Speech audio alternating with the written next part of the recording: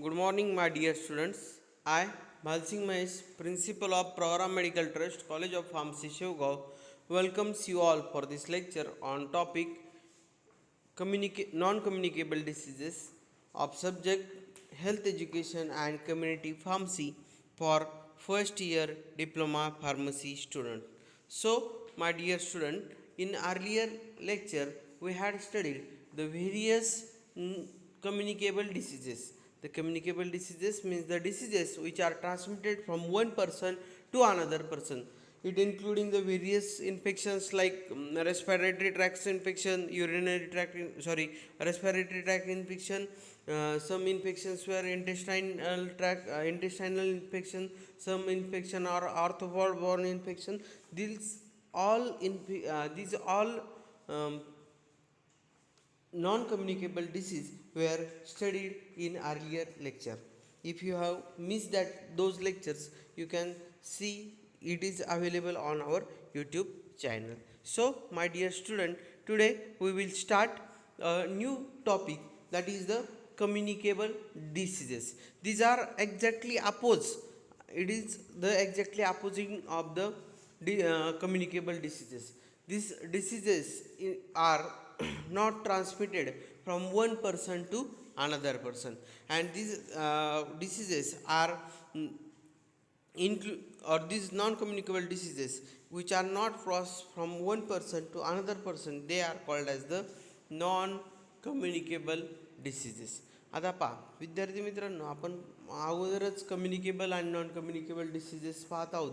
त्यातली non communicable जे diseases आहेत, जे कम्युनिकेबल डिसीजेस आहेत ते आपण अगोदरच्या सर्व लेक्चरमध्ये पाहिलेले आहे. आजच्या लेक्चरला आपण कम्युनिकेबल डिसीजेस पाहणार आहोत. मग कम्युनिकेबल डिसीजेस कशाला म्हणायचं? जे डिसीजेस एका पर्सनकडून दुसऱ्या पर्सनकडे ट्रान्समिट होतात आणि एका पर्सनकडून दुसऱ्या पर्सनकडे ट्रान्समिट होत नाही त्याला म्हणायचं नॉन कम्युनिकेबल डिसीजेस. मग आता नॉन कम्युनिकेबल डिसीजेसमध्ये कोणते diseases? For example cancer, cardiovascular disorders. These are the some non communicable diseases. म्हणजे कॅन्सर हा एका पर्सनकडून दुसऱ्या पर्सनला होतो का? नाही होत. त्याच्यानंतर हा कार्डिओव्हास्क्युलर डिसीजेस म्हणजे याच्यामध्ये हायपरटेन्शन असेल, वेगवेगळे कार्डिओव्हास्क्युलर डिसीजेस असतात.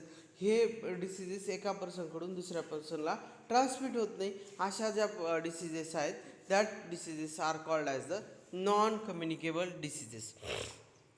मग आता हे नॉन कम्युनिकेबल डिसीजेस कोणकोणते असतात पहा. याच्यामध्ये तर सगळ्यात पहिले cardiovascular diseases, diabetes, then chronic obstructive pulmonary diseases which is also called as the COPD, and cancer. These are the 4 types of non communicable diseases. मग नॉन कम्युनिकेबल डिसीजसाठी कोणते कोणते फॅक्टर्स रिस्पॉन्सिबल असतात?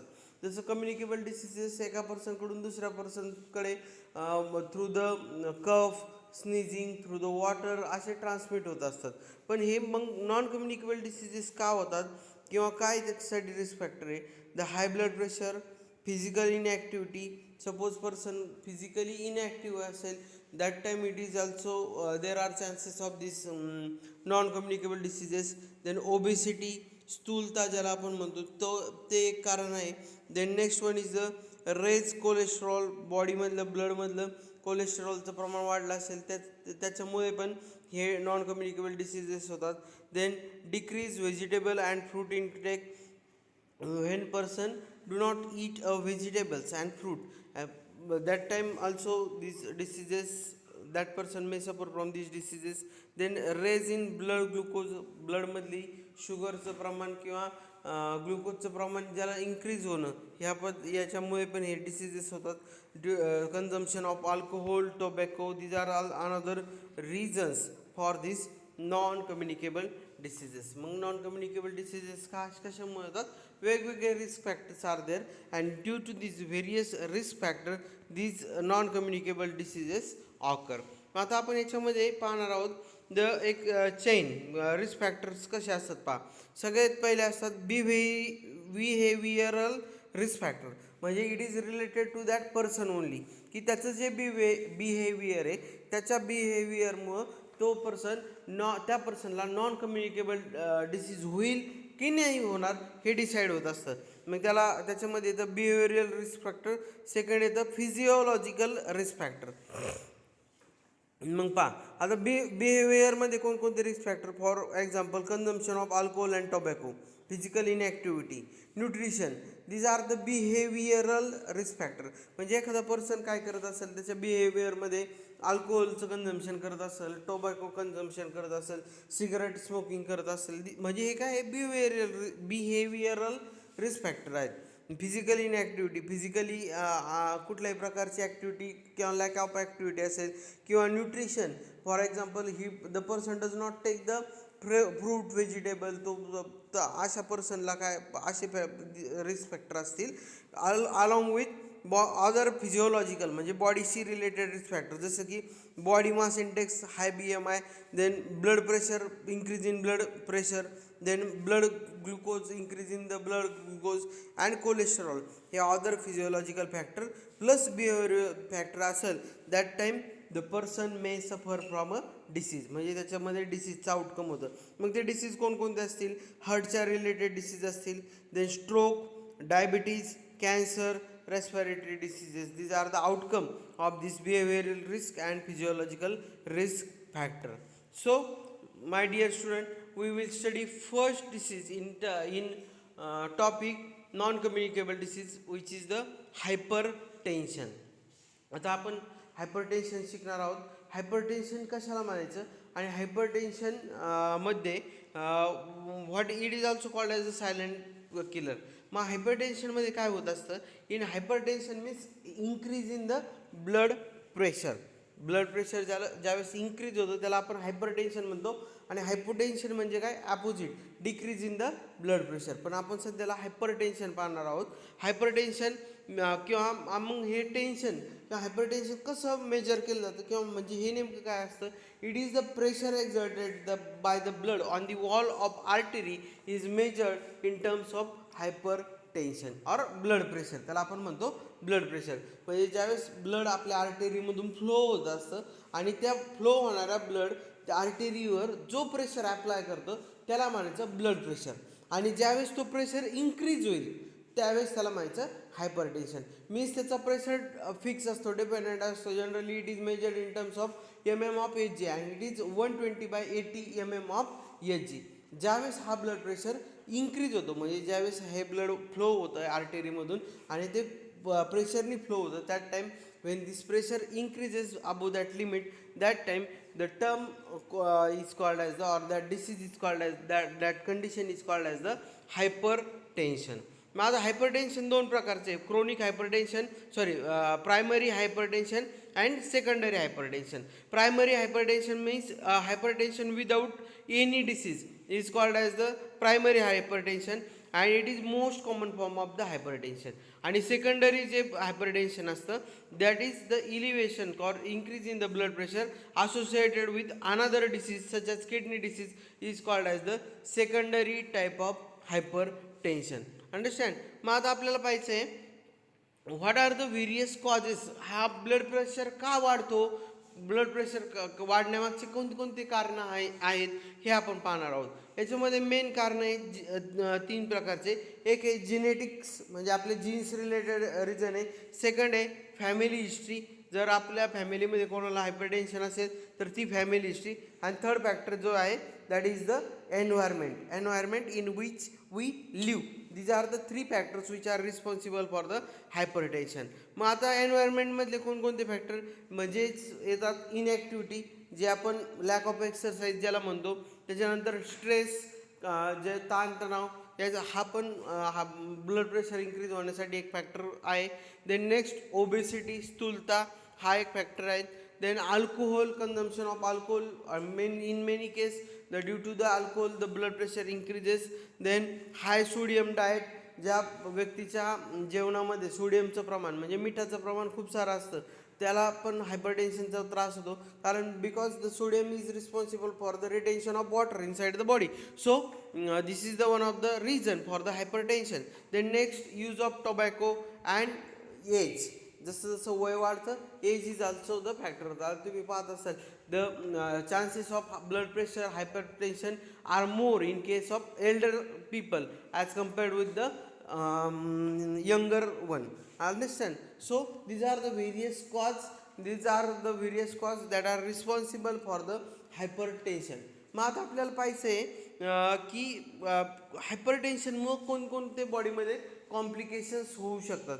हायपरटेन्शनमुळं there may be chances of loss of vision. Here you can see loss of vision due to the hypertensive retinopathy. Then there may be chance of increase in the blood pressure inside the brain, and that time the blood vessels which are present in the brain may burst. That time the condition arises that is called as the brain stroke. Then heart attack, then kidney failure, blood vessel damage or atherosclerosis, hardening of blood vessel. These are the various complications that are associated with the hypertension. मग आता हायपरटेन्शनमध्ये जे risk factor आहेत, there are certain risk factors are there which can be modified as well as non modifiable. Non modifiable risk factor म्हणजे जे आपण काय करत नाही, जे फॅक्टर्सला आपण काहीच करू शकत नाही, म्हणजे त्याला आपण कुठल्याही प्रकारे काय करू शकत नाही, चेंज करू शकत नाही, ते फॅक्टर्स असतात. That factors are called as the non म्हणजे आपल्या हातात नसतं ते फॅक्टर्स चेंज करणं. But in case of modifiable factor we can change this factors. For example age. आता आपण एखादा व्यक्ती आहे त्याचं एज इन्क्रीज होण्यापासून थांबू शकतो का? नाही, म्हणजे that is the non modifiable factor. Then sex, gender, these are also non-modifiable factor. Then hereditary, the genetic characters आपण एखाद्याचे चेंज करू शकतो का? नाही करू शकत. देन रेस, इथनिसिटी, कोणत्या कुळातून आला एखादा व्यक्ती ते आपण चेंज करू शकतो का? नाही करू शकत. These are the various risk factors which are associated with the hypertension and these are classified as a non modifiable risk factor. मग आता मॉडिफायडेबल रिस्क फॅक्टरमध्ये काय येतं? त्याच्यामध्ये येतं बॉडी वेट. आपल्या हातामध्ये आपलं बॉडी वेट इन्क्रीज करायचं, डिक्रीज करायचं, कंट्रोल ठेवायचं. That is the modifiable risk factor. Then sodium chloride intake. आपण किती जेवणामध्ये मीठ वापरणार आहे हे आपल्या हातामध्ये. तुम्हाला आत्ताच सांगितलं की मी इन्क्रीज इन द सॉल्ट किंवा सॉल्ट इनटेक जास्तीत जास्त त्याच्यामध्ये हायपरटेन्शनचे प्रमाण जास्त असतं. Alcohol intake, physical activity, physiological psychological factors, socio-economical status, hormonal contraceptives. These are the certain factors which are associated with the hypertension group under the modifiable factors. So, my dear students, now we will study the various how to prevent the hypertension. Hypertension should be prevented. As you know that prevention is better than the cure. एकदा हायपरटेन्शनचा त्रास चालू झाला नंतर tablet खाऊन तो control ठेवण्यापेक्षा आपण prevention कसं करता येईल याच्याकडे जास्त फोकस केलं पाहिजे. मग prevention, for the prevention there are 2 types of strategy recommended by the WHO, means World Health Organization. It including the population strategy and high risk strategy and secondary prevention. These are the 2 types of prevention, primary and secondary, for the prevention of hypertension. Primary prevention including the, or it is defined as all measures to reduce the incidence of a disease in a population by reducing the risk of onset as called as the primary prevention. म्हणजे अशी जी उपाययोजना आपण करतो की ज्यामुळं की आपण hypertension होऊ नये म्हणूनच काळजी घेतो. ते सगळं कशामध्ये येतं? प्रायमरी प्रिव्हेन्शनमध्ये येतं. मग याच्यामध्ये कोणकोणते स्ट्रॅटेजी आहे? एक first one is the population strategy. In population strategy we can give the or we can make the people aware about the nutrition. In case of nutrition we have to reduce the salt intake, then moderate fat intake. Fat intake सुद्धा कमी घेतलं पाहिजे. Then avoidance of alcohol, हे पण avoid केलं पाहिजे. And restriction of energy intake. These are the various precautions and care that should be taken or aware to the people about to reduce the blood pressure. Then body weight reduction, exercise promotion, behavioral change, health education. These are the some primary health measures or to prevent the hypertension. Hypertension prevent करण्यासाठी हे काही primary prevention measures आहेत. मग आता high risk स्ट्रॅटर्जीमध्ये काय येतं, it is also part of primary prevention. म्हणजे काय, प्रायमरी प्रिव्हेन्शनमध्ये ज्याच्यामध्ये आपण काय करतो की हायपरटेन्शन होऊ नये म्हणूनच काळजी घेत असतो. To prevent the attainment of the levels of the blood pressure at which institution of treatment would be considered. Then मग आता याच्यामध्ये हे झाले, these are the various methods or these are the various strategies to prevent the hypertension. Primary strategies and secondary strategies. In secondary strategies we are taking the medicine or we are giving the medicine to the patient. This is the second strategy or second strategy for the prevention of hypertension. As आता आपण अगोदरच्या एक figure पाहिली होती की ज्याच्यामध्ये आपण पाहिलं होतं की hypertension is a very much disasters to the human body because it is associated with certain risk like vision loss, brain stroke, heart attack, atherosclerosis, kidney failure. These are the further complications of the hypertension. So prevention of hypertension is better than the taking care of or than the taking medicine. So my dear student, in today's lecture we have studied the first disease in the category of the non-communicable disease. In next lecture we will see the next disease in this same category. Till then, my dear students, study at home, stay safe, stay healthy. Thank you.